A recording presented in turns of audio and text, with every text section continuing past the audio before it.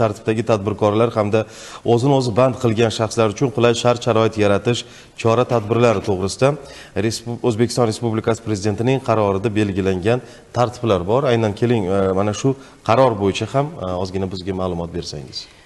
Hozirgi kunda bilamiz, O'zbekiston Respublikasida faoliyat ko'rsatayotgan yakka tartibdagi tadbirkorlar hamda o'z-o'zini band qilgan jismoniy shaxslar bo'yicha Prezidentimiz 2025-yil 12 avgust kuni qaror qabul qildilar. Mazkur qarorga asosan yakka tartibdagi tadbirkorlar hamda o'z-o'zini band qilgan jismoniy shaxslar uchun O'zbekiston Respublikasi Prezidentining mana shu qarorda belgilab qo'yilgan 2026-yil 1-yanvardan boshlab qat'iy belgilangan soliq bekor etildi.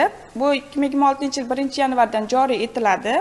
Bunda tadbirkorlarimiz faoliyati davomida oboroti 100 million so'mga yetganda 1% soliq stavkasida qo'llanish joriy etildi.